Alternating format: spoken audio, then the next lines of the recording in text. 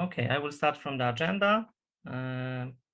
So first of all, I would like to start with the organizational matters, some small ground rules, feedback chat, question and answer session, how we would like to organize that. Then a short PMI presentation. Then we will take our picture together. That's why I would like to ask you kindly to turn on your cameras for the first 5 minutes at least of this presentation to enable to make this picture together. After that, of course, if you wish, you can stay with your camera turned on. If not, it is not necessary, but feel welcome, of course. After that, I will shortly introduce our first speaker, Paweł. Then, of course, the floor belongs to Paweł. After that, we'll have our second speaker, Joanna. I will also introduce her shortly. And we would like to close the entire event around 8:30 in the evening. Maybe it will extend 5 minutes, not longer. All right, let me start then with the presentation further from the organizational matters. Ground rules, as I said, please turn on your cameras to make the picture together for the networking purposes. Please stay also on mute during the entire event. Of course, I can mute you all as a host, but I would like to prevent that. So if you would like to say something, please you can unmute if you will not interrupt the speech of the person who is currently speaking. If there will be too much background noise, I will mute all at once. Then the co-host, so the speakers can unmute themselves. I can block unmuting for others. Then if anyone will want to say something, will write on the chat, and then if will be granted, I will unmute this person to, for example, ask a question during Q&A session. At the end of our event, we would like also to ask you kindly to take a short survey to tell us what you liked, what not, what we can do better for the next events, how can we, of course, improve. For the asking the questions around the way, please use the chat window, then ask the questions there. We, of course, will try to select the most interesting ones and ask to our presenters, to our speakers during Q&A sessions. We will manage the Q&A session in that way that in the end of each presentation, we will reserve some time for Q&A. And of course, during the way, if speakers will want to ask or answer any questions, you are free to do so also. Okay, and of course, have a fun and enjoy during all of this meeting. What we would like to, what we are really proud of is that Ntpm conference now have a patron. We have a patronage from mayor of the city of Gdańsk, and we would like to thank, of course, the city for that. Okay, too fast, sorry. A few sentences about the PMI. What is the PMI? Of course, we are the global organization. We have over 600,000 global members, over 300 local chapters internationally. The mission of the PMI is to promote project management approach according to the PMI way of performing the projects. In Poland, we have 11 chapters, and this particular event is performed by PMI Poland Gdańsk branch. The PMI Poland Gdańsk branch exists since 2004. We are performing a lot of different initiatives, workshops and seminars, some open for all the volunteers, for the guests, some closed for the members. That's why, for example, the membership in the PMI Poland is a very good way to stay connected with practitioners and attend workshops and seminars that are only dedicated for members. Apart from that, we create and perform charity events, for example, football matches, also English and summer camps for children, and conferences like Ntpm, so this conference that you are currently in. All right. Last edition of the English winter camp, we spent 8 weeks for the preparation of these events. We had 20 participants for projects and 17 volunteers and sponsors involved in that event.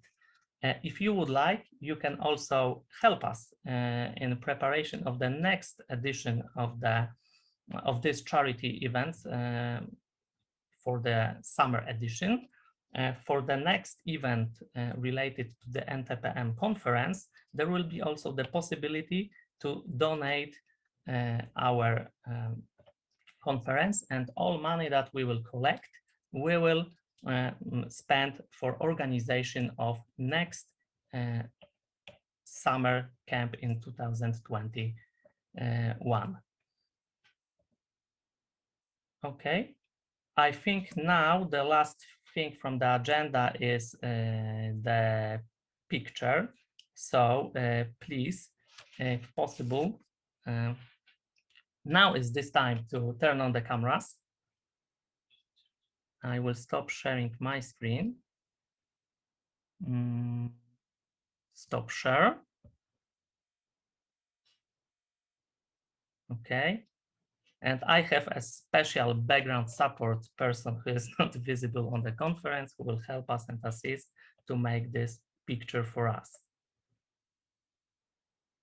Okay.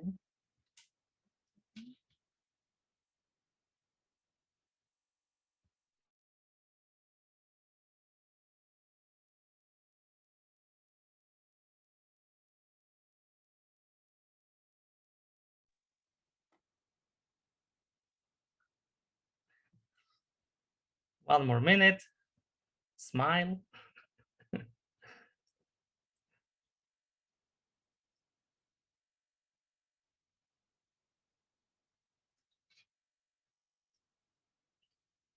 Okay, I will use now a special sign. Is it okay? Are we done?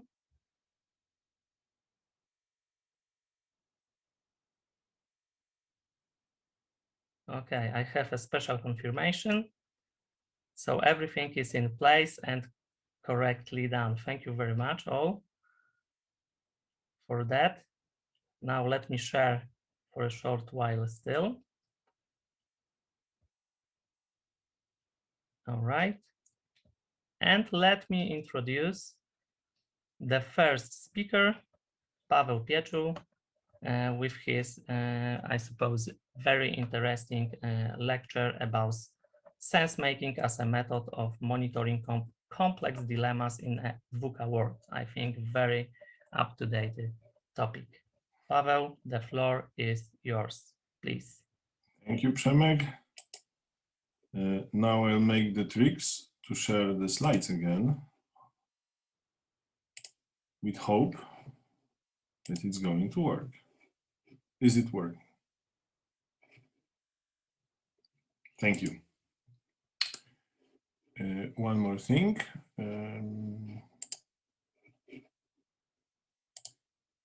I'll be ready. All right, all the windows are up.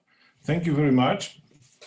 Thanks to everyone for joining me with the presentation that has a complex title. So it's Please excuse me for a bit of a pseudo-scientific title, but we'll see. All those terms, I hope, will have their meaning. The agenda for the presentation is the following. We'll talk a bit about what VUCA world is. Then we'll switch to something that's called the Canevin framework. That's a framework that will help us look differently at categorization of the problems. Then we'll talk a bit about the methodology of adaptive moves and experimentation. Switch to Taylor reductionism and Goodhart's law as the main obstacles on our way to managing complexity. And we'll conclude with sense-making and storytelling, which will be a method of knowing where we are. We'll finish actually with an example, a real-life example of how the things may work. I hope that I'll be able to make it on schedule. It's okay to ask questions anytime you want in the chat window. We'll try to dedicate some time during the presentation to answer them. And if we have time, we'll go through the rest at the end. Ready to go? So we start with the VUCA world. That's a term that's not new. It was actually invented in 1987, so it's pretty old, by the US Army War College in response to the changes that were happening in the world towards the end of the Cold War. Then 4 years later,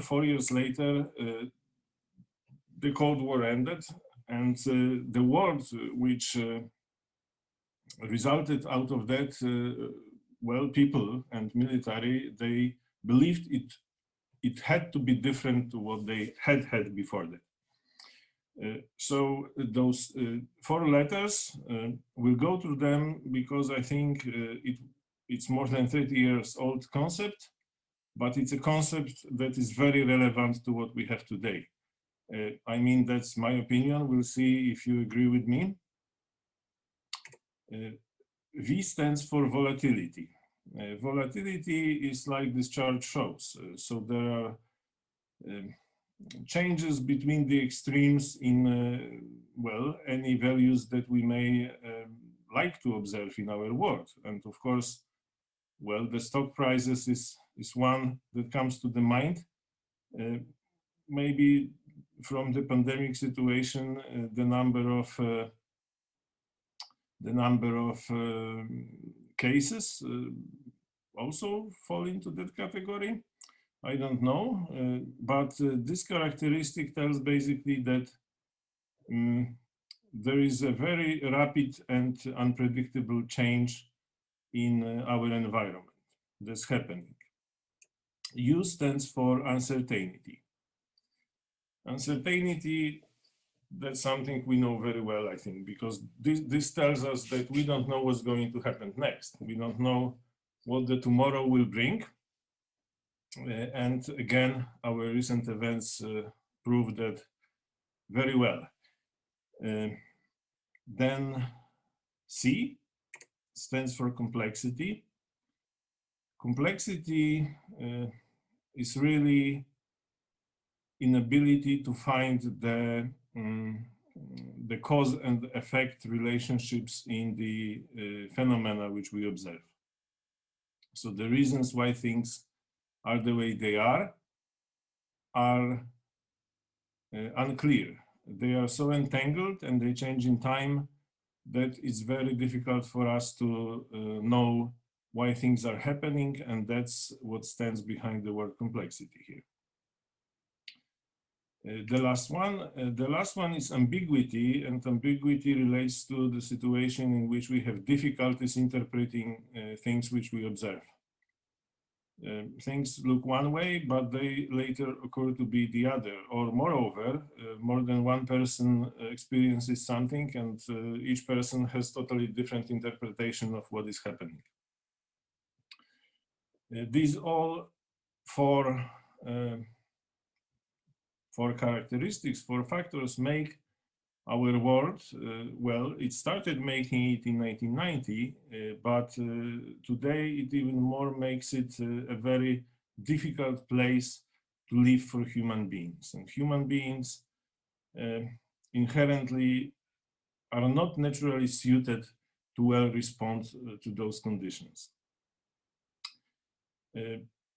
I think one interesting example which came to my mind to summarize the character of this VUCA world is, well, the former president of the United States, Trump, making some tweet, which he used to do very often.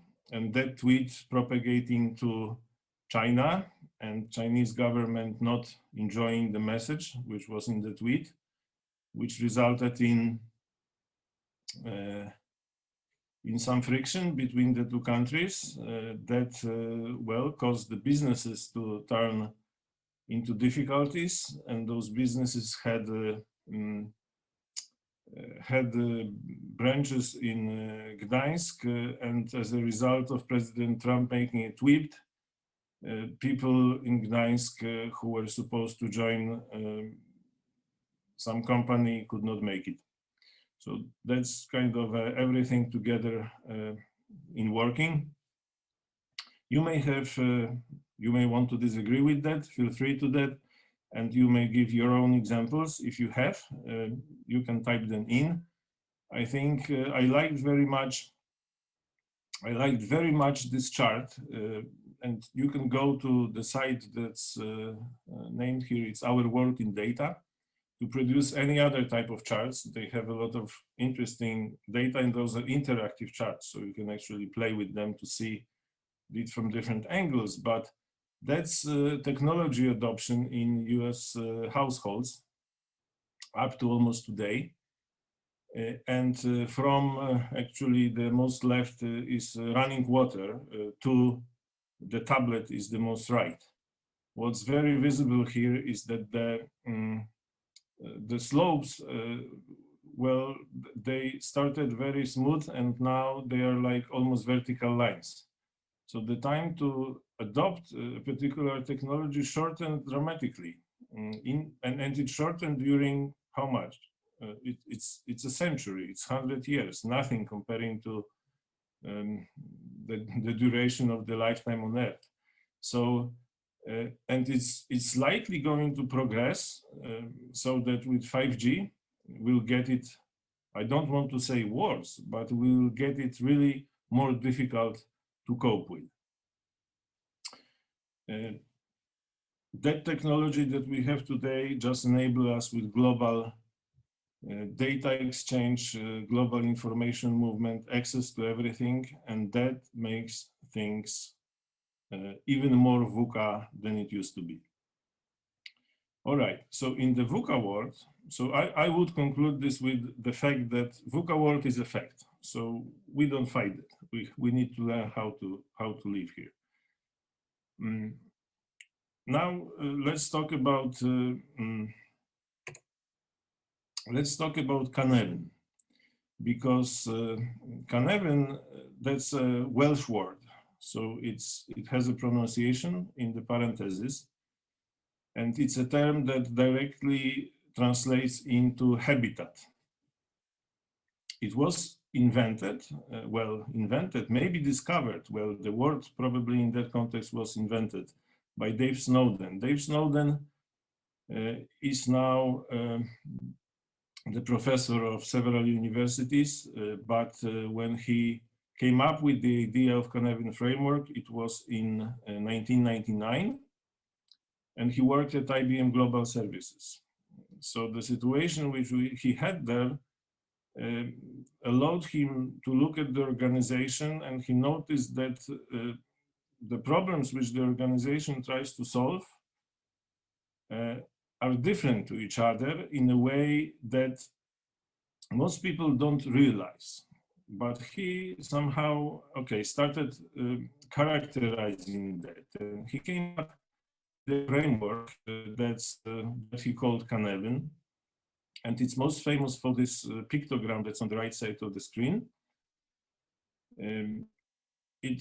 those areas have certain meanings. Maybe we won't get there, but basically his idea was to look at the problems which we generally face in the world from the point of view of complexity.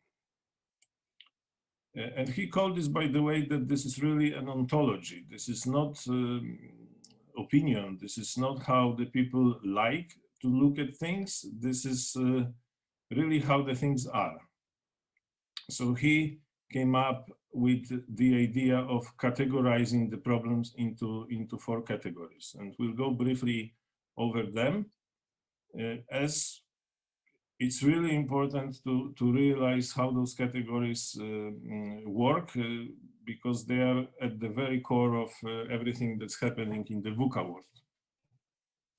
So we start with the obvious domain. So the obvious problems have this characteristic that it's easy to find cause and effect relationship there. So it's like ABC. From A, we go to B, and from B, we go to C. Sometimes they are called simple. That kind of problems are, the solutions to the problems are repeatable and predictable. So, for example, in this domain, best known methods work very well. Well, maybe to understand it better, is better to give an example of what an obvious problem is. And obvious problem may be really how do I how do I set up my PC because I have a new one. This would be a very simple example of that. Another one could be how do I get from point A to B? So I don't know, outside of city and I want to get to the downtown. So I need to figure out the plan, maybe for the buses and pick up the bus and so on. So it's really nothing special. The very important thing is that the cause-effect relations are very clear and they are repeatable. Okay, so they're probably not the majority of the problems which we face in life. The second domain is a complicated domain. And complicated domain is really like obvious, but it's complicated. So it's more like the cause and effects exist. It's possible to get from cause to the effect, or even analyze the effect and get to the cause backwards. But they're more difficult to find. So they may be separated in time, they may be separated in space. The maze is a good, I think, model of a complicated problem. Moreover, if we want to solve a complicated problem, there may be more than one solution to the problem, and those solutions will be equivalent. They may just lead to the same results. So now, if we look at obvious or simple versus complicated, we get, so those two domains have a common characteristic, and this characteristic is that those cause-effect relationships exist. And we call them also as a problem space. So this right hand on the chart, complicated obvious problem space, is called the orderly space. This means that the order exists with regards to solutions to those problems. Let's see about what could be an example of a complicated problem.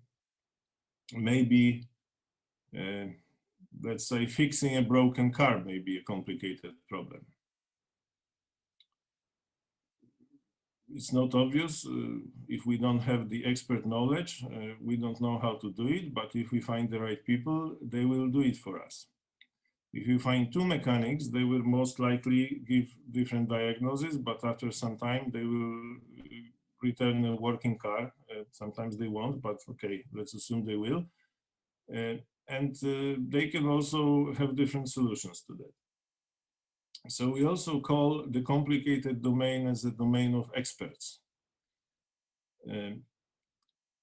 And to solve problems in the complicated domain, we usually, well, we may follow the best known methods, but there may be more than one best known method. So we need to mind which one we like or which one is best for us. And we do it usually by consulting the people who know more than us. So to consult the experts. After some time, the experts usually are capable of producing results. All right, so those orderly space domains are something that we are basically prepared to solve through our education system. If we look at especially engineering education system, it's focused on analyzing data, it's focused on finding root causes, on applying algorithms and finding solutions to the problems which have solutions in a way that cause and effect relationships can be discovered, and then some algorithm to solve a problem can be applied. The problem that we have in a VUCA world especially is that those problems are not really in abundance. The complexity aspect of the VUCA world leads us to the third category of the problems, and these are the complex problems. So the complex problems differ from the complicated, and it's sometimes very hard to get this distinction because it seems at first glance as it's really the same. But Snowden actually made this distinction, and I think after some time I kind of assimilated that and had the aha moment of what the difference is. So the complex problems don't have this cause and effect relationships. We can actually explain what happens very well, but only in retrospective. If we try to apply the same solution to a similar problem, it usually will not produce the same results. So the system is so entangled that that the relationships between what causes what change in time, they evolve, or there are so many intertangled factors that make it practically impossible to find a working algorithms to solve this problem. And even if we find a good algorithm that solves the problem, the next time we try it, maybe next week, for example, or somebody else tries this in a little bit different environment, it may not work.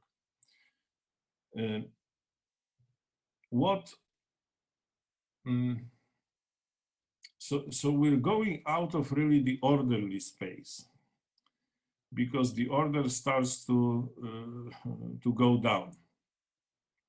The example of a complex problem, what could that be? I think first, everything that involves human beings is very likely to be from the complex domain, not complicated domain. That's because we are very unpredictable. Feel free to ask complex questions. I'm reading the chat. Yes, of course. And I will try, well, I won't have time to apply the proper way of answering the complex question, unfortunately. All right, so what we see in case of the complex problems after we look at what is available to us is that we can figure out some patterns. So we can see that certain things may happen in conjunction with the other things, or that the presence of something inhibits the presence of something else. We cannot conclude that one is the reason of the other, but we can just see that certain phenomena try to form patterns. For example, this picture, which I enjoy very much, I found it for the purpose of this slide. I didn't know it before. That's actually the Python evolution storyline, pretty ancient version.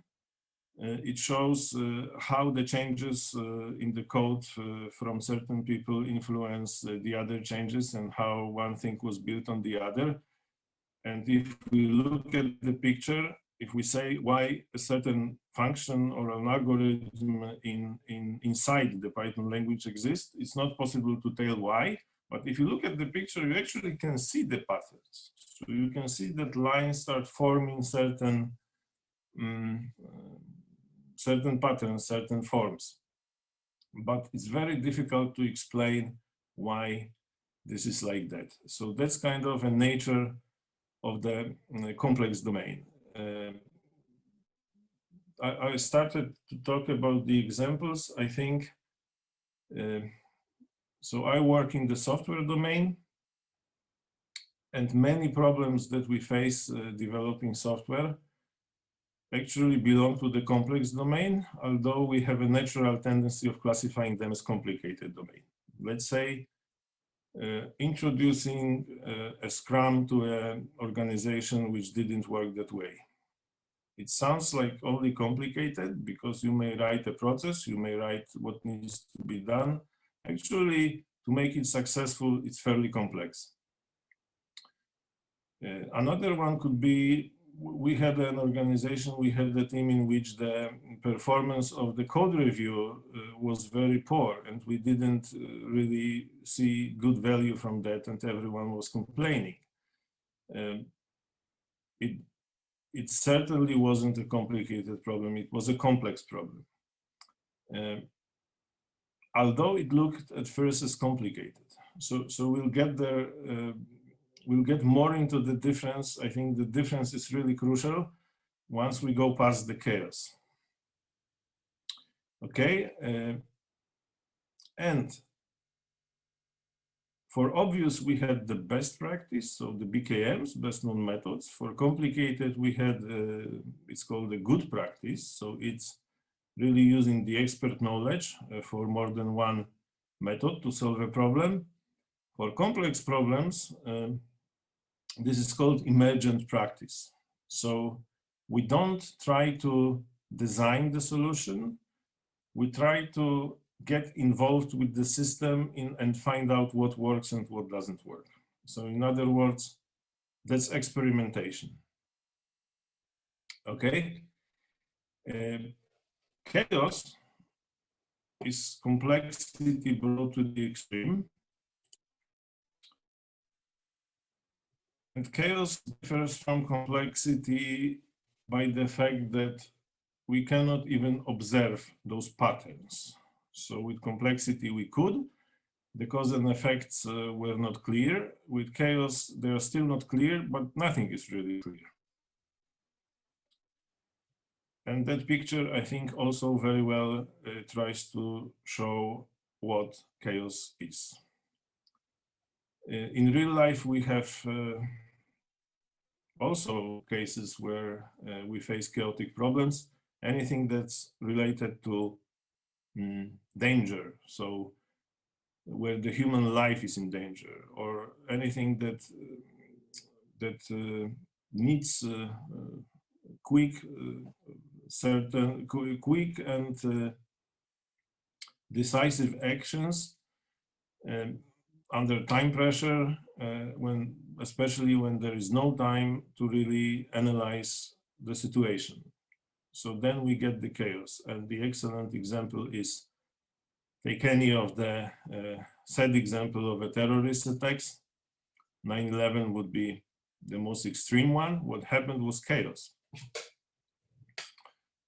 At work, we don't have that much chaos, although it happens too.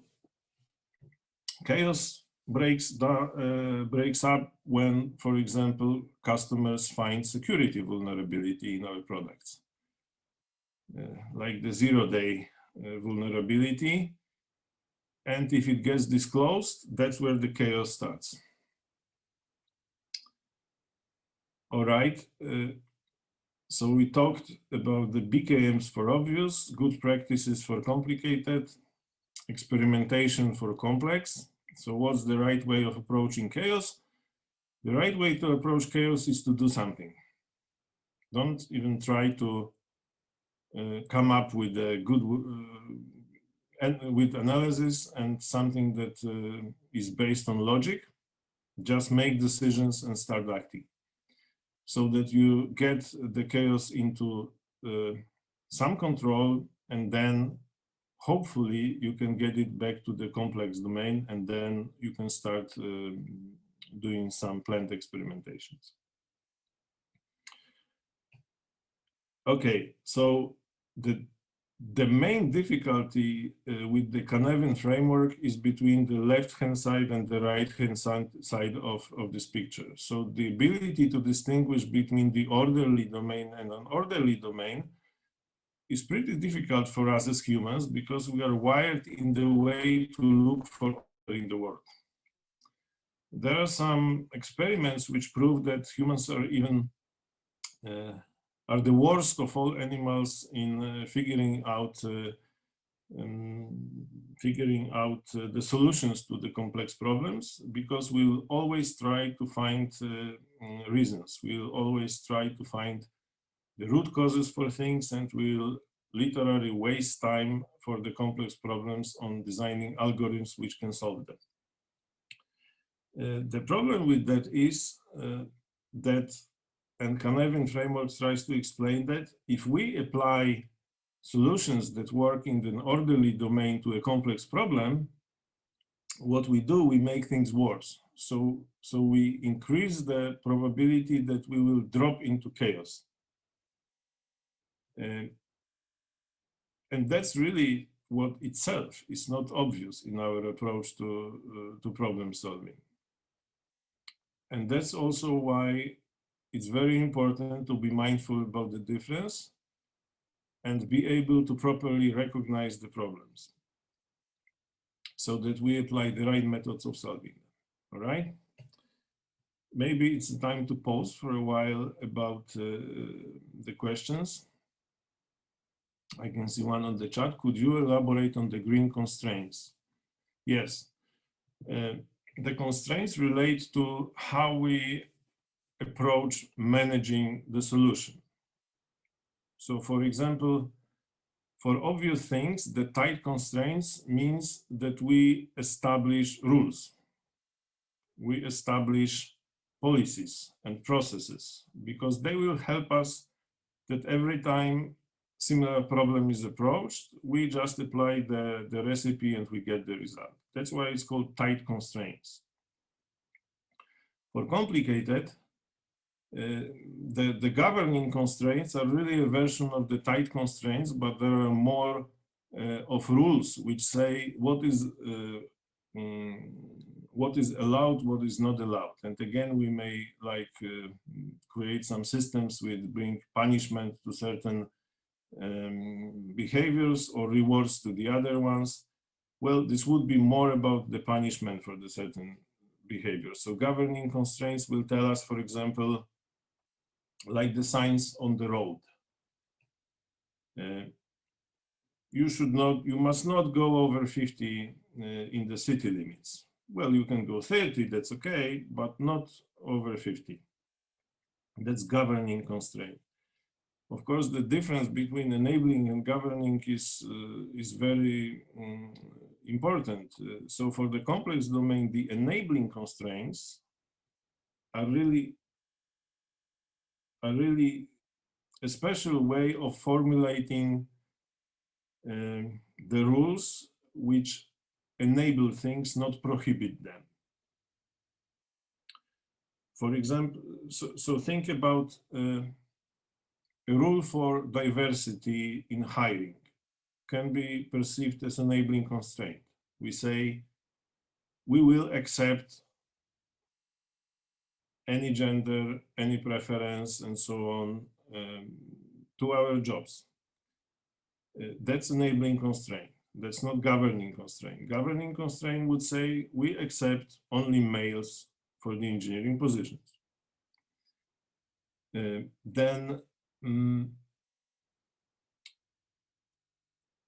I'm thinking of another example that could give a good feeling of what really the enabling constraint is. It's something that will so from the software engineering point of view, the whole concept of self-organizing teams is, for example, based on enabling constraints. So we say these are the conditions these are the goals. I don't know, this is the backlog. Go and self-organize in a way that will make you achieve the goals and tell me the way you want it to do. So we're enabling the team to with autonomy, for example. Lacking constraints is really lacking constraints. There's no time for setting constraints in place. There's time for action. Okay, thank you. Thanks, makes more sense now. Okay, I appreciate your feedback. Any other questions while we move forward?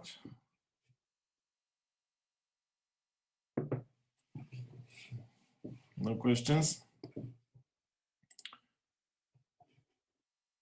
So a few words about the right approach to solving complex problems.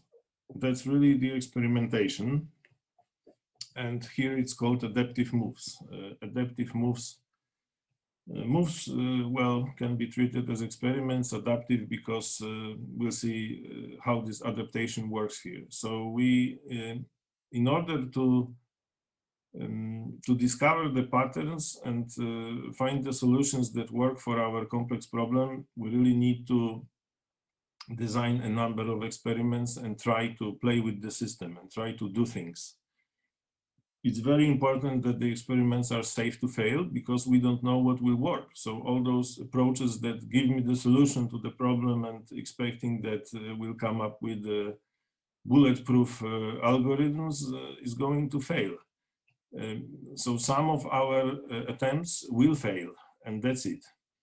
Then, well, they need to be generally doable. So we need to, we don't come up with experiments which are unrealistic. So we'll really have to do them, and they need to be within reasonable time. What it means is really depending on the case, but I would think no more than a month probably with something that we try to do, so we get the results. And the other part of this experimentation is that we need to do more than one experiment to find the patterns and find what works and what doesn't work. So we really do the experiments in parallel. Again, sometimes I found it in different organizational cultures difficult to implement this approach because, well, there is a pattern in the mindset of management with which I faced that, okay, you want to solve this problem, first do A and show me the result, then we'll talk about B. And that's wrong, basically, in case of complex problems. That's not going to give us good results, especially that if A fails, we will not get the chance to do B. So we need to do A, B, C, D, E, or how many more we can afford in parallel. And some of those experiments will be contradictory in nature. So for example, two of them, we know that only one will work. When one works, the other will fail. And that's okay, as long as we don't know which one will bring us the good results. They need to be naive. That's kind of another important thing, because for the complicated problems, we can hire experts. The experts know how to solve them. For complex problem, we cannot rely only on experts. Our solution may really be in the heads of people which have no experience. Maybe they're new to the environment, maybe they're students, maybe they're not even associated with the domain which we're trying to solve, but they may bring a totally different point of view into the group and then come up with ideas which otherwise we could not even imagine exist. So this, we call it naivety here. Oblique means that the experiments not necessarily need to approach things directly, because we remember there are patterns, but there is no root, there is no cause and effect relationship. So we may think of experiments which are not directly connected to the problem and try to run them and see what happens. All right. So that's about the adaptive moves as a method of addressing complex problems. Then I think to move at the end to the sense making is important to realize the character of Frederick Winslow Taylor. He was, well, the expert in the manufacturing in early 20th century. So the Industrial Revolution and everything at that time was working more based on the rules of the craftsmanship than on the rules of a well-oiled factory. And Taylor noticed that when we create two groups of people, the groups that do the work and the groups that know how the work needs to be done, and then it evolved into management and employees, then we can basically optimize the way we do the work by, let's call it the management. So for the workers, it will be just enough to follow the procedures, and that way everything will be fine. And he made a tremendous career and great money out of optimizing various processes in the factories at the time. And his concepts, what's called the scientific management, is so prevalent in all businesses, basically, that it really exists up to today. So this culture of monitoring, measuring, controlling, and optimizing the system by dissecting it into pieces and then looking at how can we make each piece better, and then just giving instructions to the employees to do the job, is still the base of a kind of a culture of many organizations. How we can, of course, expect this is a good way of dealing with the orderly space problems. So the problems that are simple and that are complicated can be optimized that way. The problems that are complex cannot be optimized that way because the solution lies somewhere else than the ability of the analytical problem solving.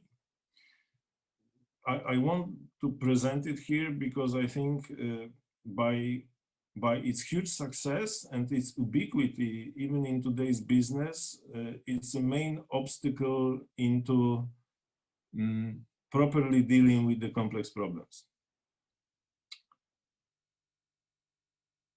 So minding that and abandoning this way of thinking is useful. The other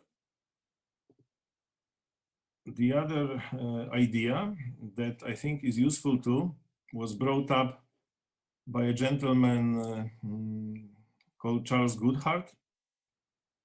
This is more modern times. He's still among us. And he is an expert in the financial market.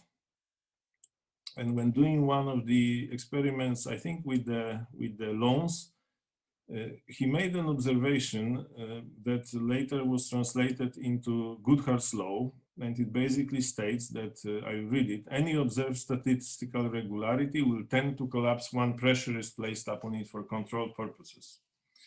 So this basically means that the traditional way of building KPIs and building metrics is very likely to bring us opposite results to the ones that we intend if we introduce them to the organizations, to the teams, to the businesses, in pursuit of some goal.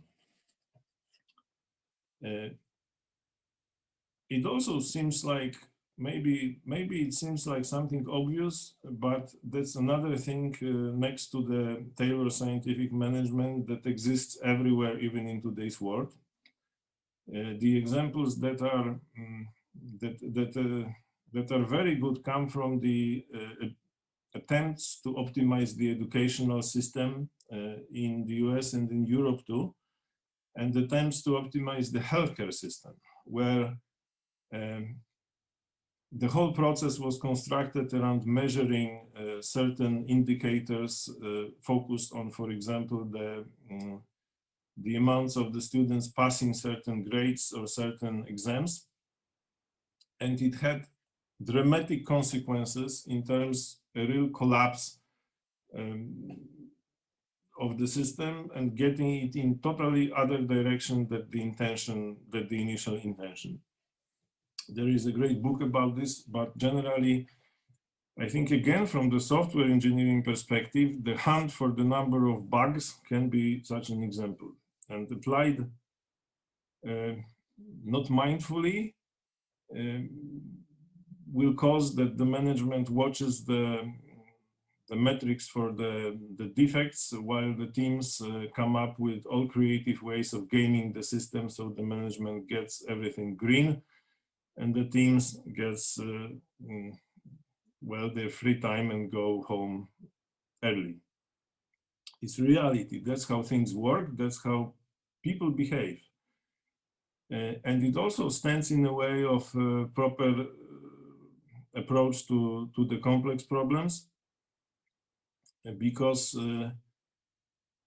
if we try to apply the metrics or the KPIs to measure the progress on our solving of the complex problems, it will likely be invalid. That's what the Goodhart's law say. And it often is. Okay, I can read the comments. Is that the question? Or on Goodhart's law, the issue with this statistical regularity is that at the time of discovery, agents were unaware of its existence. When it's discovered, people adapt to the regularity and it ceases to exist. I'm not sure. Well, so okay, it's a comment, not really a question. All right, so we have, so what do we have up to now? We have the VUCA award, we have the classification, well, categorization of the problems into orderly and unorderly space. And we have tailored scientific management and the Goodhart's law to mind. So what, and adaptive moves as a method of approaching solving complex problems. So what do we do now? Let's say we experiment and we want to know where we are. So there's the observation that I think is very obvious, but is also profound, that humans are meaning-making machines, and when faced with complexity, are very good at creating stories to explain the world. In other words, when we face the complexity, we are more likely to express what we think and how we interpret what's happening around us by telling stories of what happened to us than by producing scientific data. And it goes back to our roots as humans, and those pictures really are here to show that both are the same, and the role of what's that? It's someplace near the buildings on the above, and the kitchen in modern office space plays a similar role. So it's a space where people can talk and where people can exchange stories about what happened to them. That's first observation.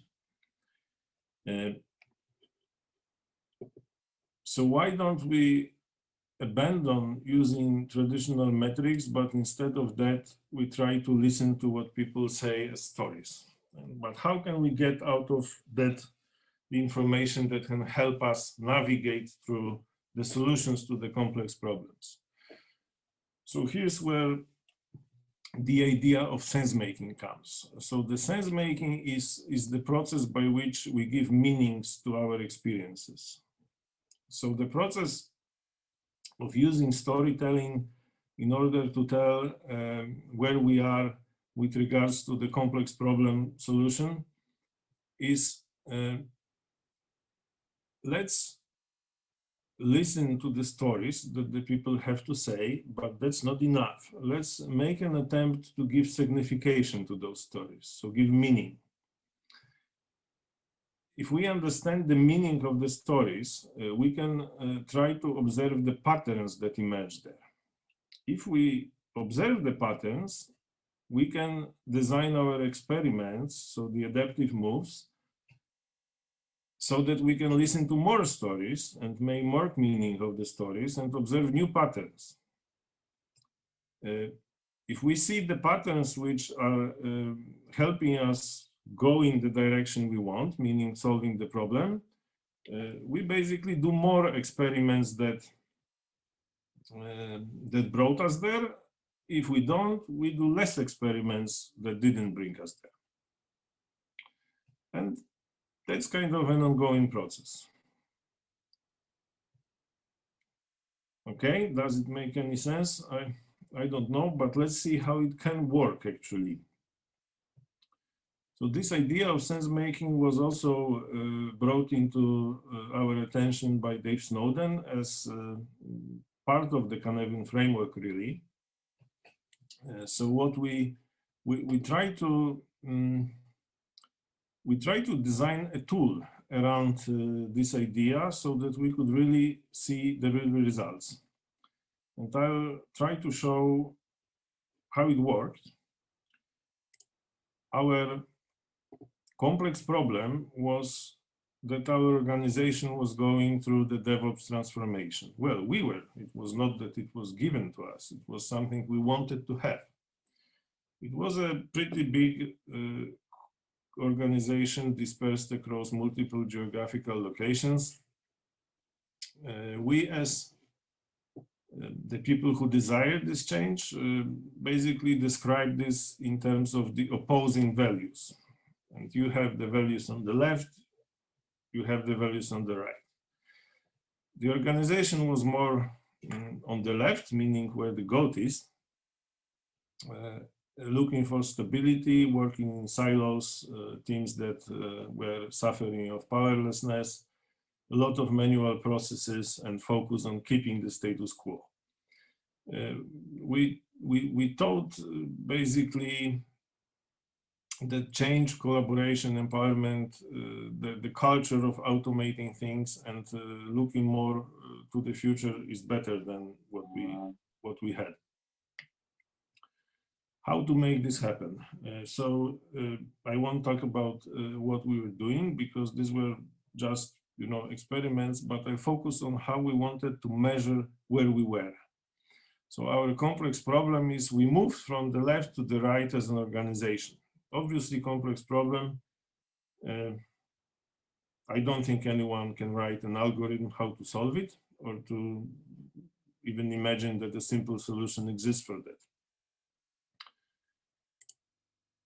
We created a system which allowed the teams to actually tell us the stories which happened to them. So this system, so people could fill in a story. A story is really simple, a few sentences. Here is an example of such story, that something happened to a developer. There were other stories. People were telling us things like, well, I was in the kitchen and I noticed that anytime the manager comes, everyone becomes silent. That's a story. This happened to someone. And so on and so on. So the system allowed to fill in what happens to me. After we did that, so that's really storytelling. The signification part of that, we asked the people to give meaning to their stories. So we created kind of a, these are the vectors when people had to decide, is it more about the left or is it more about the right? And here we have this obliqueness, meaning that if we look at those two sets of values with the picture with the goat and the man, what we have here is not directly translatable to that. So it's a bit hidden. Though those dyads, we call it like the dyads, so there are two values to choose, two extremes to choose from, are still pretty simple. Then we ask to put a few triads. So here it becomes more tricky. So it's, let me give example of the first one. So this, in my story, business value is derived from, and I have to choose, is it more stability or adaptability? It's really not that those things are opposed to each other. And the third one too. So people have to choose which one is dominant, but it's very hard to figure out the intention that lies behind it. What is good, what is bad. So it's pretty hard to trick the system or to game it. The troubles we had with surveys, not always, but some of them, it's like we get polarization. People either know what the management wants to hear in the surveys and give us that because they know, or they are so frustrated that they give us the opposite. But it's difficult to conclude the real state of things. Okay, so we ask people to put like the dots here for the story, and then we ask them to tell us how they feel. That's very not engineering category, but okay, we have feelings, so we ask them to put up to 2, here are 3, whatever. Let's see where we got with that. I'm just looking at the time. Few more minutes. So that's an example of the picture of the triads after how many, doesn't say here, but it would be something like I don't know, 50, 60 stories were submitted in the system. The color of the dots on the left represents business impact, and red is bad, of course, and green is good. So the stories which people put with regards to those categories started to really forming some visual patterns. On the right is the same picture, but it shows the frequency of occurrence. So we can eliminate maybe more rare cases, but those red dots are really frequent cases.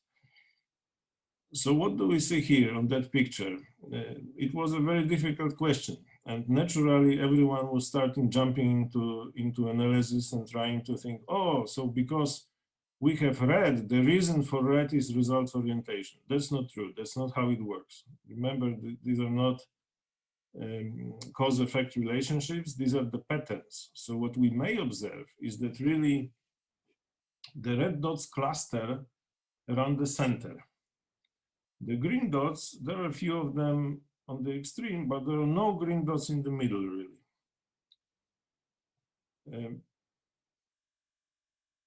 And as we go with the process over time, we may actually observe, as we take actions and we do experiments, we may start observing that those dots will actually start moving.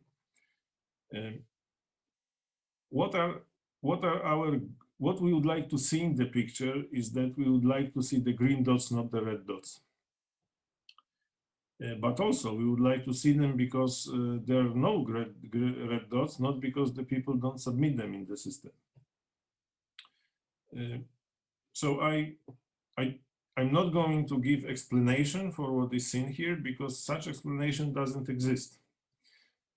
So it's just an illustration that by using the system which allows us to submit the stories, we can actually do the signification and we can illustrate them in some visual form, which can show us some patterns.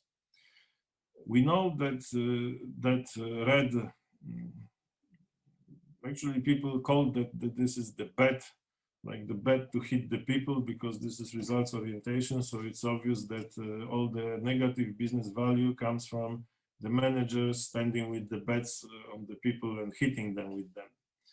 it just looks like a bat. But that was for, to let the emotions go. If we continued the experiment going forward, we could see different patterns emerging. Okay, that's an example of that. We had also the example showing us how the people are feeling with regards to their stories. It's also in a way the data which is like not strictly suited for analysis, but you get the feeling. So there are a lot of negative emotions, but in the very middle there is pretty significant amount of hope for what will happen in the future. It's a message. It's a message that has a visual form. And we can use it in various ways, also communicating with the different organizations or talking to upper management, things like that. And of course, it's a message to us that the situation was not looking very good. But there was hope. The other data that we can get out of such system is those dyads, those two extreme values here. There are different categories, and here we can actually put some red, yellow, green zones because we know what is our intention. We want, for example, and this shows us really also the value of the stories themselves. So we want the mix of the stories between stories about individuals, stories about team, and this was the case. It was okay. The business impact, we don't want the stories about just the negative business impact, but that's what we were getting, okay? We want this to move to the green, and so on. It's another way of showing the data, and of course with time those gauges can start moving, hopefully in the right direction if we make the right experiments. This would be the last one, the last chart that I had. So our experiment, it was experiment itself for doing this kind of sense-making story gathering, and it's not finished. It's just, well, first attempt, proof of concept, maybe we can call it. We made a big mistake hoping that, well, the data that was interesting for us as the local teams, let's call it, would be equally interesting for the others. And this was not the case. At the same time, of course, we didn't predict, it was hard maybe to predict that the stories with the negative business impact, which people were telling us, didn't have, so the experiments conducted locally, meaning in Poland, did not have a good, it did not lead us in a good direction. So we ended up with conclusion that we need to start making experiments which are more global across organizations, across geolocations, and we weren't basically prepared for that. So it's a surprise in a way, but well, no, not necessarily a failure, because the experience gathered from there, I think, is a good starting point for us to continue that. I think the way that the people were submitting the stories, system proved to be supportive of that, and we didn't really have troubles in getting the people. So the conclusions for the whole presentations are the following. We live in the VUCA world and we cannot fight it. Many of our problems are complex and we need to learn how to recognize them from the orderly domain problems, because if we don't, we will be in constant firefighting. We don't apply simple solutions to complex problems. We need to experiment, and we need to learn adaptive methods so that we can approach the complexity. We need to be mindful about the metrics, KPIs, and scientific management, which can give us opposite results in the complex domain than intended. and sense making based on storytelling can give us insight, can give us better insight than the other methods of where we are. And there's also a lot of work for us to get it to the next level and learn more. How are we doing? Okay. More or Thank you less very much, almost. Paweł. Unfortunately, all the time for Paweł has passed by. If we will have any time in the end of the event, we can, of course, discuss some questions. However, we don't want to make the event longer than expected, so I will smoothly give voice to Asia and allow her to start her presentation. Paweł, please stop sharing the screen, and Asia, please, the floor is yours. Thank you. Thank you very much, Paweł. Thank you. Just a few seconds. I'm switching by.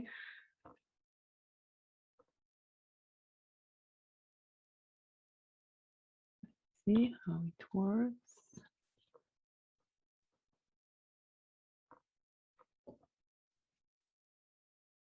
Okay, just 3 seconds more.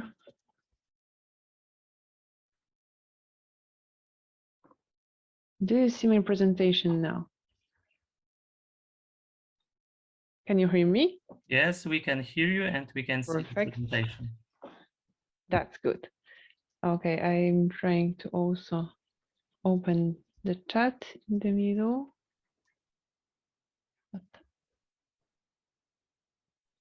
Okay, never mind. I cannot see the chat here, so Przemek, if there would be the comments, because I would ask some questions in between, please let me know.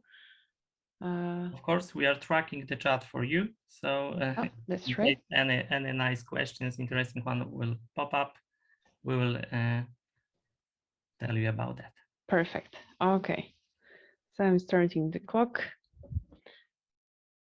So now we've heard the session about the VUCA world, about the changes, about lots of the different ways, and one important thing, of course, not the only one, but one important thing which we need to take into account here during my presentation is what Paweł mentioned, that we are humans and humans are complex.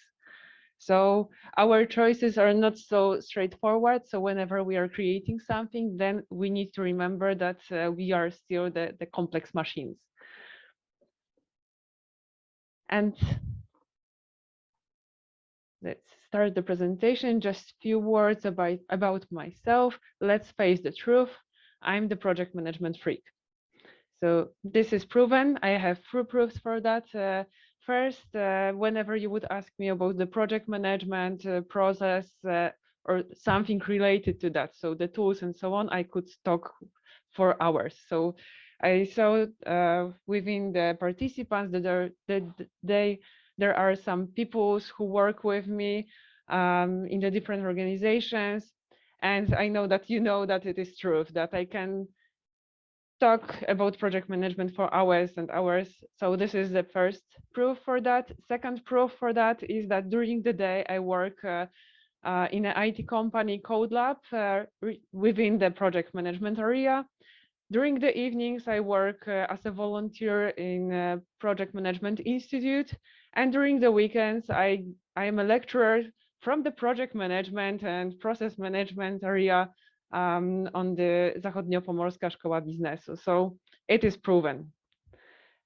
And then I would not bore you with myself. What we will cover today is short introduction. We will finish after this slide. Then we will have the basic information on what customer journey mapping is. So what exactly the tool is. Then we would move forward to go smoothly, step by step, and create our own journey map. So at the end of the first stage, we will have the actually created map. Then I would show you some other examples from the different kind of organizations, how it can be used, because we will do the simple map here because of the time. But later on, I would show you how it could look like with the more complex areas and organizations. Then we will quickly sum up and we will leave some time for questions and answers. Okay, so let's move forward. What customer journey mapping is? What is this tool? First of all, as it is mentioned, it is a tool. So it is something that helps us to gather information. Then helps us to understand our stakeholders, because we are mentioning here customers and users, but it could be another stakeholders we would like to more focus on. Thanks to that, we have more information. What are the needs of those people? What are the touch points whenever they are connected with our product or service or process? Where we should focus on, because it could be demotivated for them, or it could be motivating them. So emotions. So thanks to that tool, we can dig more what kind of emotions our product services will bring them. And this is also connected with the presentation of Pavel. It's a great tool if you want to build a great story, because if you have a journey already created, then it's quite easy to tell a story about your users, especially if you have the emotions attached to this journey. So those are the main goals regarding the theory, how we can use that. So from the practice, what we can achieve with that. First of all, thanks to that tool, we could have better experiences of our users, because when we know how they behave, when we know how our users react to our product or service, then we can make it better. Additionally, we could focus on the different users or the different stakeholders. So we can create different kind of experiences, not just only one. So whenever you create different journey maps, then you could have different stories. Additionally, we can monitor our experiences and behaviors. So this is this review action, this retrospective. So this also is a great tool to review that, to adapt for changes, adapt for our improvements. And the last, not least, is to discover the influential touch points. So whenever we know where are the touch points with our end users, customers, main stakeholders, and so on, then we can improve them, and we can make them better. So we know where to focus, we know how to prioritize our requirements, we know how to react with all the potential requirements within our products. From the theory, it's just it, because it's not so complex. Of course, when you go deeper, it's more complicated. But I would like to show that on the particular examples. When I was thinking about this presentation, I thought that it would be good if you would be able to relate to the examples. So the choice of the example was based on the possibility to react from your side, and we will do that, or we will create now the journey map for our presentation. So for this presentation. And we will do that step by step. If you have your own problems, if you have your own products, you would like to create journey map, you can also use those steps. It's the simplest way and the simplest template for that. Of course, there are more complicated ones, but we will start from the simple ones. Additionally, I would tell you a bit about my one of my examples when we were creating a new product, and also we used this tool for that. Okay, so before you would create the map, you should know who would be the tourist there. So you need to do some research. For today's presentation, I reviewed the LinkedIn and the participants who clicked on the new Trends in Project Management conference. And I've checked who would be the participants today. So from the data which I was able to use, I know that more than 60% of us here are project, program, portfolio, PMO managers, and around 40% are the managers or experts in the other area than project management. Based on that, we can go further with the steps. According to the example I promised you to tell about, we were building or creating a tool for the internal use, and within the team, we were at this stage analyzing the stakeholders of this tool. So we were checking who would use this tool and who we should talk with. Then, when we know who is our persona, then we can create the profile of this persona. Actually, I couldn't find a name for the persona. I've tried to find out if it should be woman or man, but we have a perfect equality here based on the LinkedIn, because we have 50% of women and 50% of men here. What I could find here is the education that most of us have, the university degree or similar. Regarding the mindset, looking for the profile, of course, we are all open-minded, looking for development. Regarding the feelings, we are happy, fulfilled. We all know about the management. We all know what is multitasking. We are very organized, and looking from the profiles, we are interested in development, new tools and opportunities. So this is the persona, the same we did for the project I mentioned about. Then we need to draw a journey map. What does it mean? First of all, it is very similar to process drawing. It is up to you how detailed it should be. Here, as you could see, I just draw the basic information about the presentation. So it's basically the agenda. So the same as was few slides before. Regarding the products, usually we are taking the end user perspective. So whenever we are creating the products, it would be the end user experiences from, for example, opening up, setting up, and then using them for the first time. It could be the several ways of using that.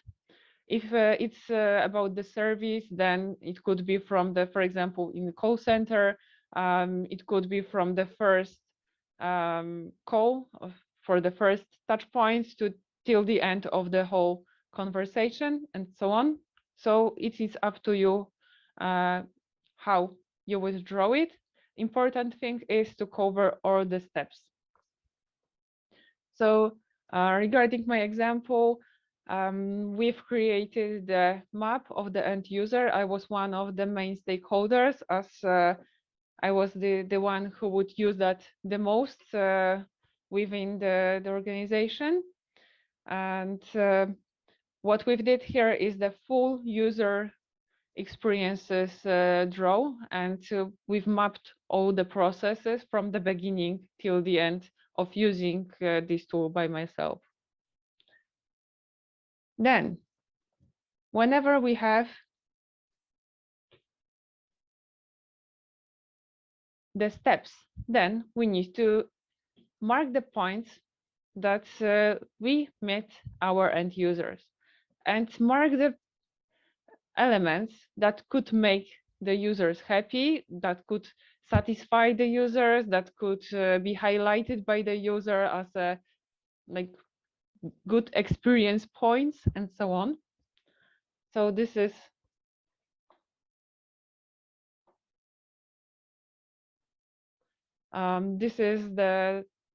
the first step of marking that. As you could see in this example, most of the things is not just theory, show the examples, show the different tips and tricks and so on. Depends on the part of the process, let's say, or the journey. The same we did for our product. So I mark the points where I think that it will make me happy, what would make me happy at each stage, or what I would appreciate at those areas or at those points.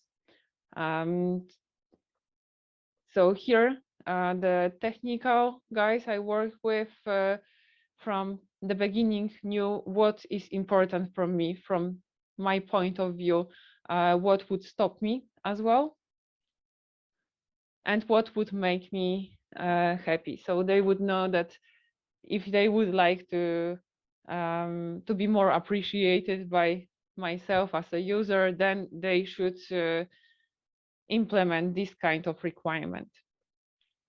The same way we do as a next step, but with the unhappy points. So what would demotivate us? What would be the points that would make us angry, sad, bored, all the negative feelings? So here we focus on each touch point that, for example, could break the whole service. Whenever we talk about the website, there are some parts of the process that we go to the website, then we click on several, let's say, buttons, and then we are stuck in some part of that.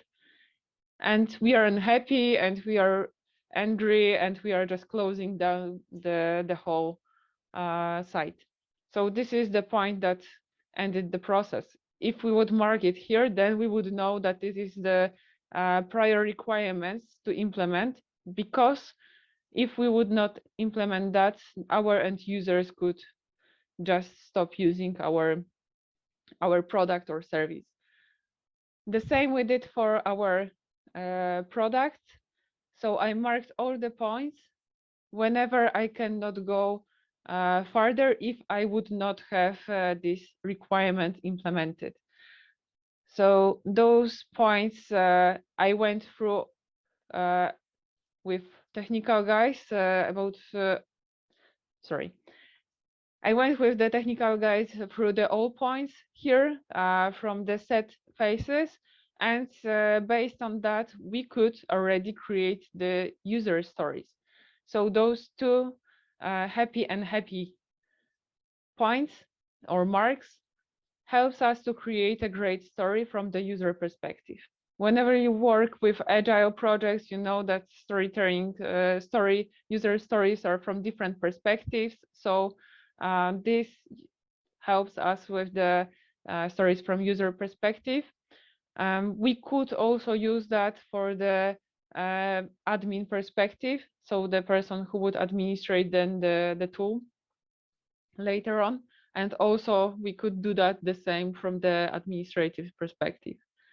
When we know where are the motivation and demotivation points, when we know the process steps, we can go further to the next part, which is improvements. So the points, the action items, the tasks that we or the requirements, what we need to do in order to fulfill the requirements of our end users. And here in our examples, I just added the additional improvements to each part of the presentation. If I would go into details, then you would see what kind of different additional requirements it was. So this is something to remember about, that it's not just about the emotions, but based on those emotions, based on your knowledge of your end users, you can improve your product, you can improve your service. Here, for example, as you could see, I have the information that I cannot have more than 2 slides, or I cannot have too much theory, and I need to focus on the real examples. So that's why we have everything shown on the real example of this presentation. So the same we did during the our product, and then we created the improvements. So I taught the, let's say, business analyst perspective. So the business perspective, and the technical guys added the technical perspective into that. So they created additional stories for the technical improvements that we need to do in order to improve the tool. Okay, right. Let's go further. So what you would improve in this process? When you saw the actions, when you saw the happy faces, when you saw the improvements, do you have any idea what we could add here, or what we could change it for the future? Just write into the chat, I can see that now. What kind of improvements I should think about here? Or what is your perspective?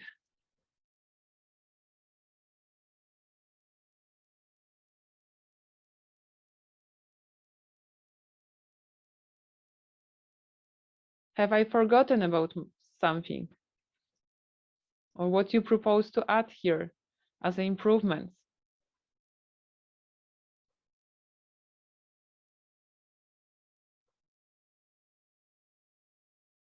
Yeah, elevator music, background music, true. Pictures, true.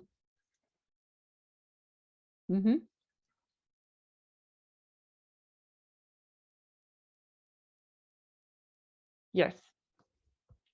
Okay, so you just did the review of my journey map. So I just create something. I haven't thought about the different kind of pictures during the slides. I haven't thought about the additional things. So you just did the review, and this is the next steps, because I have my own view on that map. Then I reviewed that with the several people. I got the review from them, and now I have the review from your side. So I have the additional points to think about for the future. And that is great, because it is the one of the steps that we should take. Whenever you have your end users, you should go to as much as you can and ask for feedback. This is what startups do. The best practice that you can do whenever you have the idea of the startup is to create some first view of what this startup will do, or what your company will do, and then get the feedbacks for your potential customers. Usually when you would get the feedback, your point of view and their point of view could be totally different, and then many companies are adjusting that to the changes, and then the startups are better. So this is something that we need to remember about. And the second thing in this area is to remember that it's not just one feedback. You should do the review constantly. You should do that yearly, quarterly, like it's up to you how often you will do that, but please remember about gathering data. Pavel told us that the change is changing very fast. The world is changing very fast. It means that our behaviors are also changing very fast. So we need to remember about this review and feedbacks more often than we did few years back. Okay, just to sum up this part, what customer journey mapping steps are. First, you need to have the business case. So what we did in the first step is actually is finding the business case. You need to do the research, you need to gather the data, what are the needs. You could use also the tools for that. For example, Canva is quite a good tool for that. But find out who would buy your product, what you would like to offer, and so on. So create a business case. Second, find out your stakeholders. So you need to just find out who would be the most important people in your project, or who would be the most important people you need to cover within your map. Then you just create a scope. So you draw the map, and this is nothing more than creating a scope. Then you visualize the experiences. It means that you are finding the motivation and demotivation points. So you're gathering emotions. So you have also the feedback from stakeholders, and you are managing stakeholders here. So it's also the additional point of view here, how you can use that within your projects. Then you can add the improvements. So you are finding the gaps, you are finding the potential benefits for your product from the feedback you've got. And what is more, you can add here the cost and gains values to make sure that you prioritize them accordingly. So you have 3 points here. You have the importance from the user point of view, you have the cost, you have the gains, and you can prioritize the requirements accordingly. So you can manage requirements here as well. And you are improving the product or the process or the service constantly. So you're using just the Deming cycle. So you plan to do something, then you're doing something, then you check if it works or not, you are gathering feedback, and then you react. Okay. So now I would show you some examples. As you mentioned, it's important to see the different examples, how it was used. It's better for our imagination. It's better for our inspiration. And I hope that it will help you then to use them within your projects and the other areas of life. As in projects, where we can use that. First of all, whenever you have something important in project, it could be meeting, it could be feedback session, it could be workshop, it could be some customer presentation. Then you can draw a map of it. It doesn't need to be complicated. It could be simple, just to find out if you don't forget about something. I use that quite often to make sure by myself if I haven't forgot about something.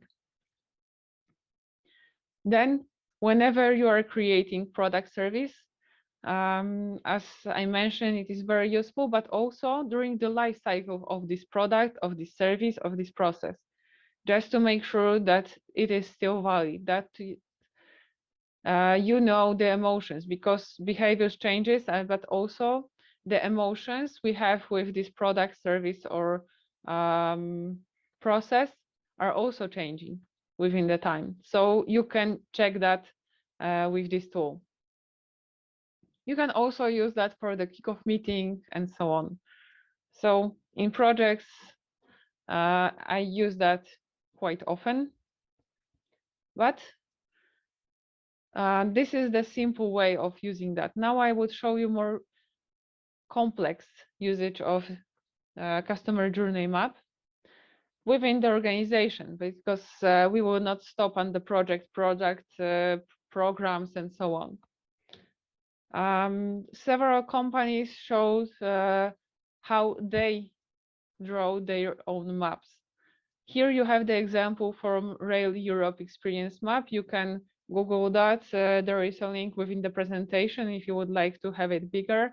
As you could see, there are lots of possible add-ons here to the journey map. So you could have the whole way with thinking, feeling, experience areas. So this is the big tool to gather all the process feelings. And as you can see at the end of this slide, you have the opportunities. So it is also those improvements. Then the next example, how it can be used, is from the brand experience journey. So in marketing, it's quite often used because marketing cooperate with end users very often. So it's quite good to draw this map. And here we have the experience from the brand experience journey. As you can see, is the different scheme, the different template, but the general idea are the same.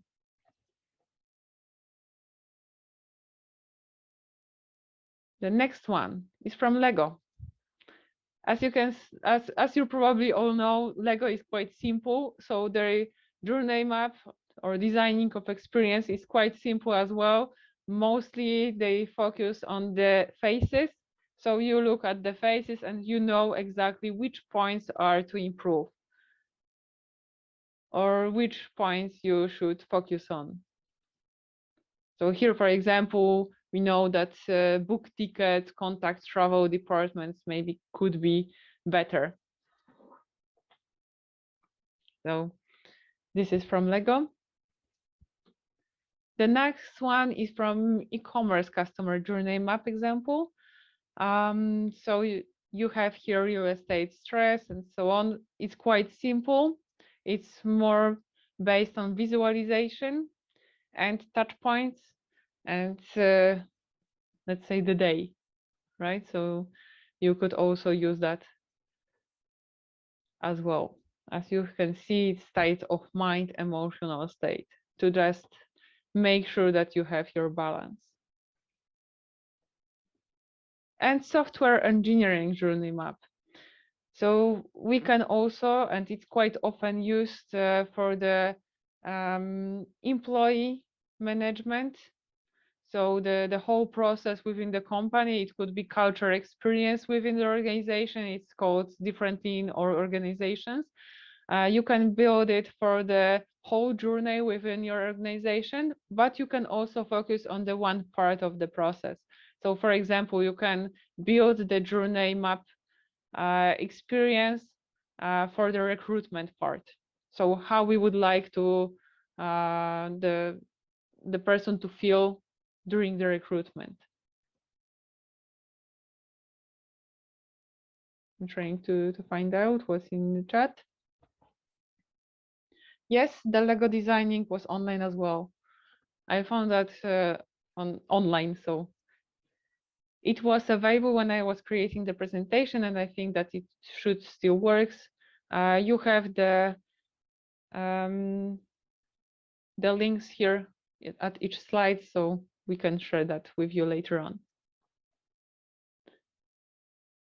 Okay, so this is about the organizational experiences, but we can also use that for our personal life.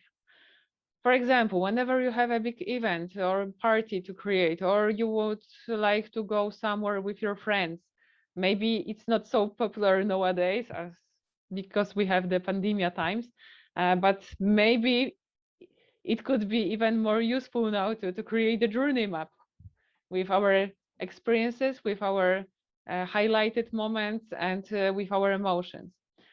So you can use that also to remember about the parts, to remember about the emotions, especially when you are creating, for example, party for somebody else. Then you can draw the persona of this person, and then you can focus on his, her feelings here. So what would surprise this person if this person would be happy and so on. It could be used whenever you have interview, or I also use that when we created the conference. So we built 3 personas and 3 journey maps for that to make sure that we covered everything. And I'm using that also for the personal development. So I'm creating or thinking where I would like to be in 5 years, and then I'm drawing the map, what I would like to, what I need to do to be in that place, and what kind of things which maybe make me happy, which make me sad. So maybe I should change somehow them, or if I have the other options, how much it will cost me, how much I would gain, and so on. So this is also the way. It's not only about the business life, but personal life, like the family and so on, covered as well. Okay. So just to sum up, because we are running out of time, customer journey map is a tool. First of all, it's comparing ideas with what our end users want from us, or with the needs. Then it's about the feelings and emotions. So we know what are the motivation points and demotivation points, what could possibly convince us to use this product service, or what could be added here, or what we could do in order to have better feelings from our customers.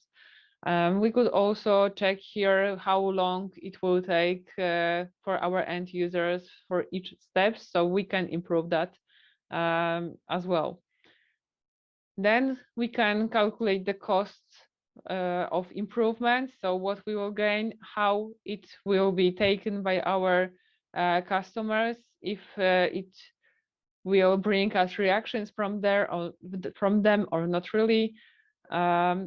And basically, thanks to that, we will make sure that our product, service, process would be the best as we can do. So finally, we aim to create something that our customers will love. And I promise you tips and tricks, right? So tips and tricks. First of all, it is not the IT tool, it's the tool. So you don't need to have the IT tool for that. You can just grab pen and paper. You can just draw it and ask somebody for opinions from your colleagues, friends, users, teammates, and so on. So don't focus on the perfect tool for that. You just use whatever you can. So you don't need to spend money on that. As you could see during the presentation, I just used the templates from PowerPoint presentation. I didn't use any other tools for that. It was just the PowerPoint. Sometimes I'm using just Excel. Sometimes I just using Miro. Miro also has embedded templates for customer journey maps. So depends what you have. You can draw the journey map. Then focus on emotions and feelings. They drive us. This is something that is important in our lives. Actually, I've been on the great presentation few years back, and it was about the emotions, that whatever we do, whatever we use, we don't remember the exact details of the presentation. We don't remember the content of the product, of the presentation or book. We don't remember the exact product details. What we remember is emotions. So we remember if at that time we were happy, or if at that time we were quite angry, sad, and so on. So emotions are the key.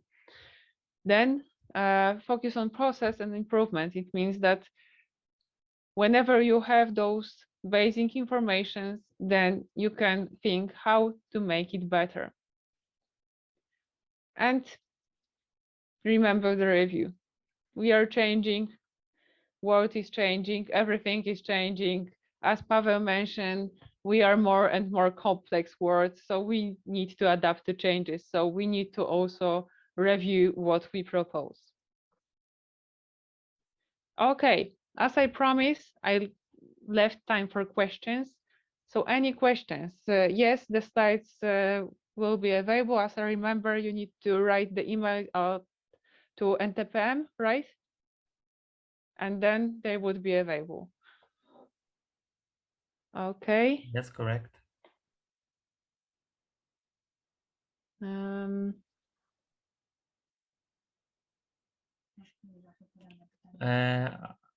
I think, Asha, you have answered all the questions along the way. I haven't seen any extra ones, but maybe they will appear in a minute. In the meantime, I would like to ask you one question, if you're okay. Sure. I am just curious if you have any preferences to use any of the methods or any tools, techniques from the examples that you've shown, that you know that works and you could recommend it, or is it have to be always custom made and it's not possible? Actually, in my case, usually I start from this simple one that we've created, but then I customize that based on the example I do. So based on the case. So I start always with the simple one. So with the steps we've taken. And then I usually am trying to go back to the examples. Usually is the first one is like this one. So from this journey map is the simple one, and then sometimes I go more with the Lego, so more about the feelings. And this one is, but this one I use quite rarely. So I'm trying to keep it simple because from my perspective, it's usually less is more. So it's sometimes better to do not overthinking. So I understand you prefer the KISS method. Yes. It keep it simple, stupid. Yeah, exactly. Okay. I really like my free time. I'm trying to do that, to have some of that. And usually it's quite hard for that. So I'm trying to use the simple methods which works. And only when if it's not working, then I'm improving that for the more complex one. Because if I use complex one method at the beginning, then my complex problem with the complex tool could be could be doubled or even more.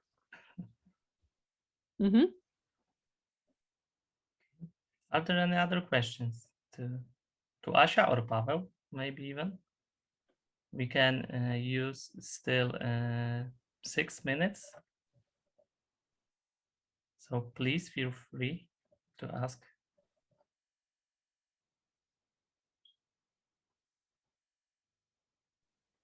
Of course, you can ask also the question afterwards, after the sessions on our email, ntpm@pmi.org.pl. So please feel welcome to do so. If we have still 5 minutes, I had one question to Asha. I would like to ask also one question to Pavel from myself. I am just wondering if in VUCA, is it not a common trap that we can go directly to the chaos? Let's say we can say, everything is very complex and complicated complex. So basically we can not do anything. We have chaos everywhere. So we must improvise. We have to do something without any rules or developing any methods. Have you had such also experience, Pavel? My feeling is that it's not natural to do it that way, because facing chaos is more stressful than facing complexity. So I think I would guess it's not preferred way to go there.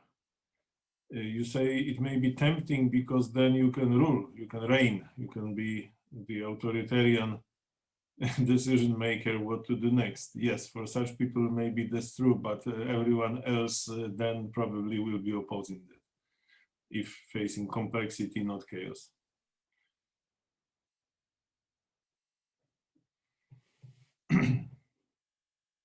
Now we cannot hear you. I cannot hear you. We cannot hear you. Thank you very much, Pavel. So it's not natural. We are not endangered, let's say, to follow such a direction.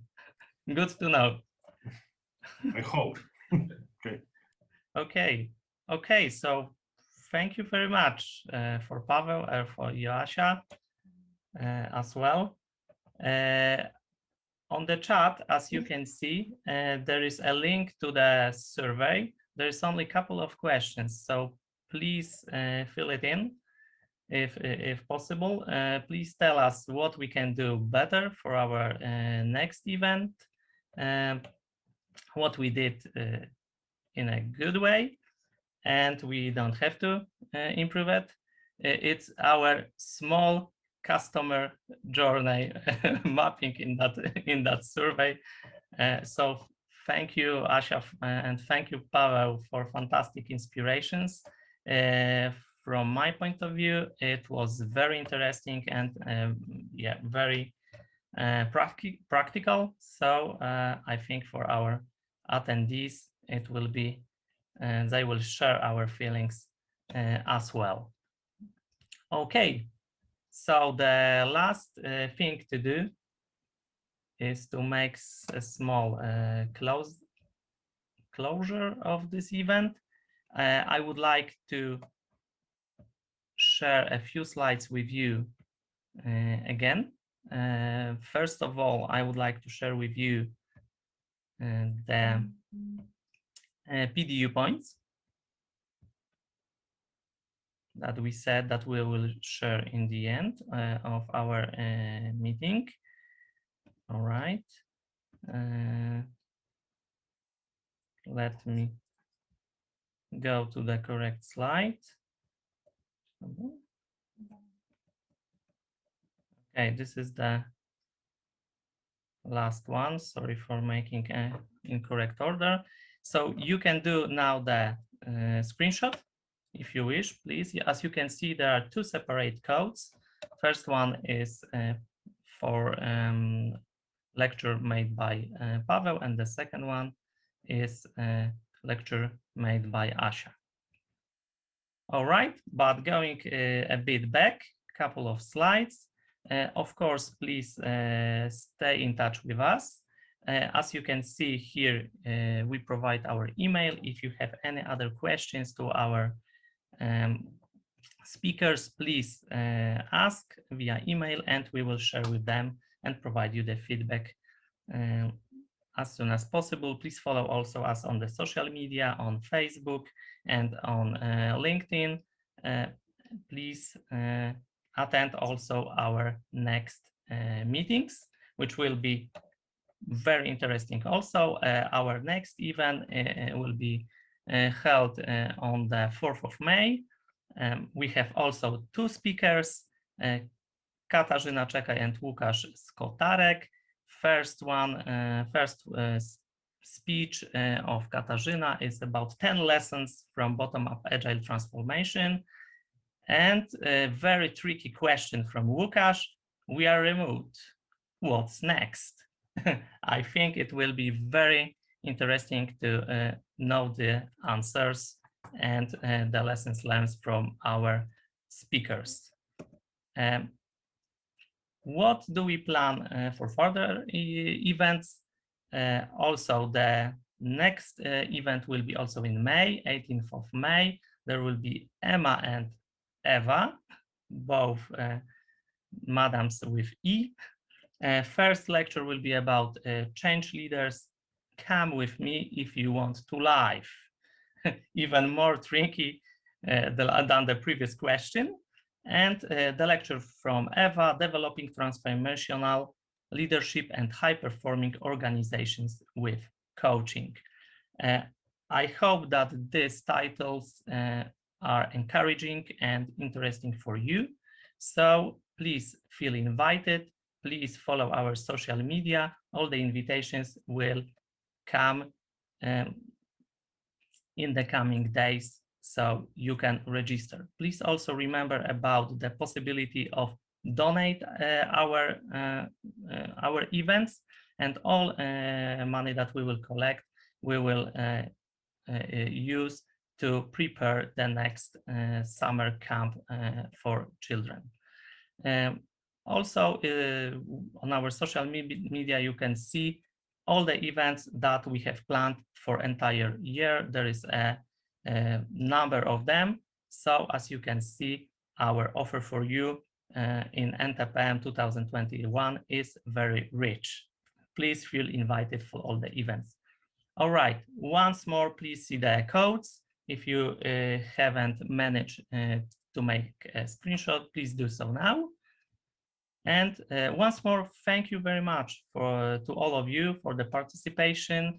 Thank you to the speakers. Thank you to all the volunteers that spent their free time for preparation and conducting of this event to make it happen. And see you, hear you in the future events in the Ntpm conference. Thank you very much for your participation. All the best for you and have a nice evening. Thank you very much. Thank you. Bye-bye. Bye.